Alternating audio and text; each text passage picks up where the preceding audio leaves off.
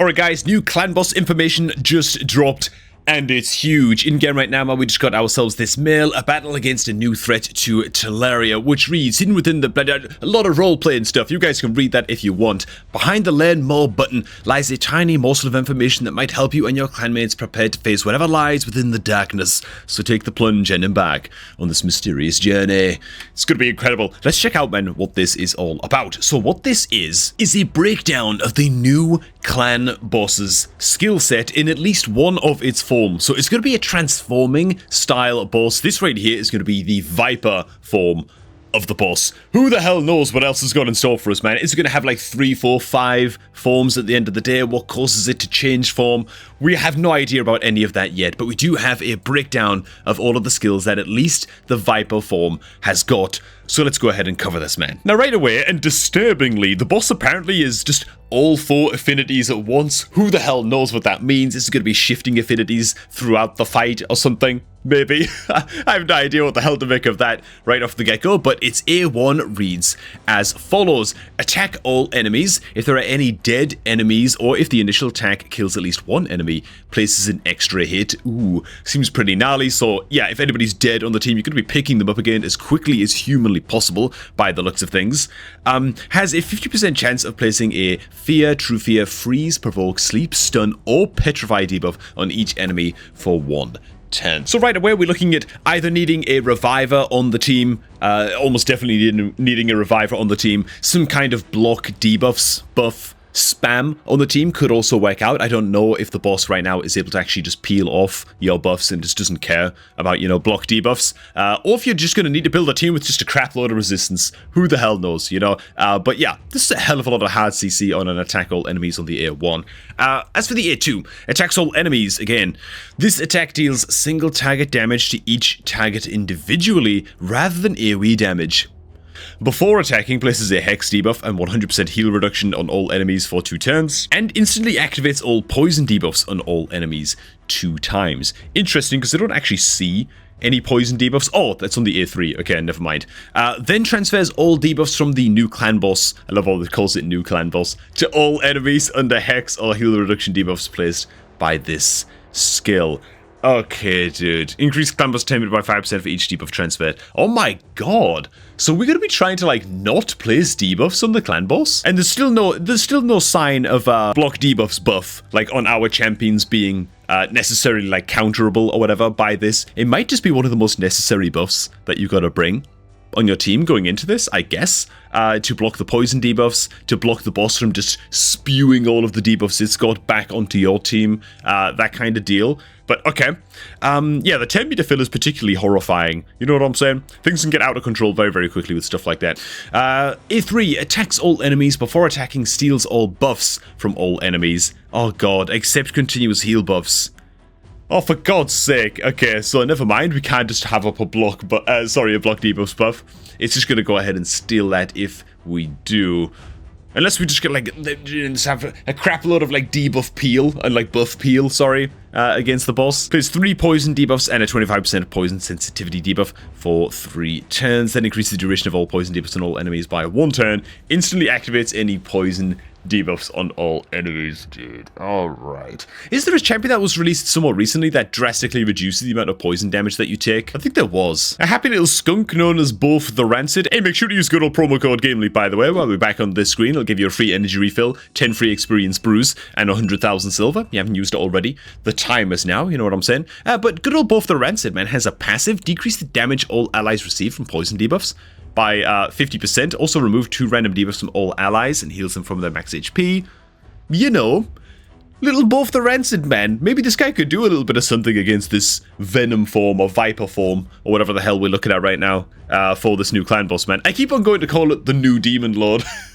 It's not the new Demon Lord, it's the new clan boss. Okay, let's get back to the skills. And also, of course, just because Both the Rancid might be good in one situation against one of this boss's forms, doesn't mean he's going to be good against all of the other forms, whatever the hell they might be in the end, as well as the next skill right here, actually, is the passive Unholy Metamorph. Transforms the new clan boss into its ultimate form and removes all buffs and debuffs. Can I just say, by the way, that looks like a little kind of like doggo head or something right here? Or is it like some kind of snake? Is it like a little Medusa head going on or something? It's kind of a weird icon to try and make out. But I will say that before we go on to the other passive skills just down below, we're looking at Viper form right now. We're also looking at Petrification potentially coming out from this. The fact that you can get such a wide range actually of debuffs from this boss leads me to believe that potentially some very, very clever people were able to find a certain boss name in the game code a while back. It was eventually removed, I think, semi-leaked, that potentially this boss could be something like, I forget the name of the mythical creature now. Let me look it up real quick. Is this something like, I don't know, like a manticore or a wyvern or something? Just a boss that has like many different animal body parts, okay? Like the head of a man, the body of a lion, the tail of a scorpion, the claws of a newt. You know what I'm saying? And so maybe you can like kind of shapeshift a little bit, and it employs different strengths with each of its different forms. Okay, next passive, man. Whenever an enemy is killed, this is bad, man. Just don't die, okay? The strategy against this boss is don't die, right? This is the second skill that has like a whenever it kills an enemy style effect. Place one Necrosis stack on all other enemies. Necrosis stacks cannot be resisted or blocked. Necrosis stacks can only be removed by reviving dead allies. If multiple champions are revived, the number of Necrosis stacks removed is equal to the number of champions revived. Oh my god. Hang on. So do you actually need champions on your team to die? And then get revived? To remove Necrosis? Am I understanding that correctly? Okay, I take it all back. Screw keeping your guys alive. Death is inevitable. In fact, nay, death is encouraged. And you gotta, and then you gotta focus on reviving your guys to remove Necrosis stacks? Is that what we're looking at here? That's crazy as hell, if that's actually the mechanic of choice. Very, very interesting. Next up, man, enemy of mortality. Revived enemies will have, oh bloody hell, 25% less HP and 25% less 10 meter. Whenever the new clan boss kills an enemy, removes any block active skills debuffs from itself. Interesting that that debuff works at all, to be honest, but there you go. At the start of the new clan boss's turn, transfers all poison debuffs on the new clan boss to all enemies.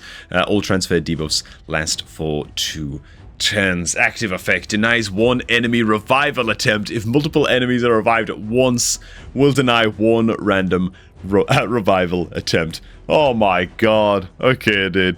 Alright, man. Any little thing I've tried to, like, theory craft a little bit along the way of, like, what could possibly be viable strategies, apart from both the Rancid. He's gonna be great, man. Don't worry about that. It's just been shot down immediately. I'm just gonna leave it to much, much smarter players than myself to figure this out, man. Oops. And finally, all of the standard stuff at the end, really. Almighty Viper, immune to Petri, Stun, Freeze, Sleep, all of the hard crowd control skills, including Berserk and Enfeeble debuffs. Also immune to HP Exchange effect, HP rebalancing effects, HP Destroy, 10 meter reduction, all of the classic stuff you'd expect from the likes of, you know, Hydra, Demon Lord style clan bosses. Incoming damage inflicted by skills that scale based on the new clan boss's max HP cannot exceed 100,000. Oh my god. On easy, 120k on normal, 140k, blah, blah, blah, blah, blah. Wow, so even an Ultra Nightmare, the most damage you can hit with max HP skills is 200k? Bro! So max HP does not seem like the best answer to this at all. Like, we're talking like late game accounts and stuff, 200,000 damage? That's nothing, man. Those are like rookie numbers, you know? Okay, alright, so max HP is not going to be great damage. Damage taken from one tick of 2.5% poison debuff cannot exceed 10,000 HP. Damage taken from 5% poison, 20,000. I mean, bloody hell. Okay, so any kind of like max HP damage is just garbage. HP burn debuff damage can't exceed 40k? 40,000 for an HP damage tick? I mean, I don't know if this boss is going to be summoning ads and stuff that you can also like apply like mass HP burn on. That might be different. That might change things a little. Maybe HP burn is like fine to bring. It might be okay. But like, if this is a single target entity, like Demon Lord Clan Boss, 40k is kind of crap. You know what I'm saying? I mean, am I wrong? Maybe I'm crazy as hell. Reflected damage and damage taken from War Master, blah, blah, blah, blah, blah. Cannot exceed 100,000 HP as well. That's from Giant Slayer Masteries. Damage taken from Smite cannot exceed. Okay. Alright. Interesting stuff, man. Interesting stuff. That's a lot of damage limitations right there. We might just be looking at just straight up damage dealers rather than any of like the HP burners, poisoners, and max HP damage dealers. Man, this thing looks terrifying. So, I don't know. What are we thinking so far, man? There it is. It's waiting for us right here behind this happy little lock and key gate.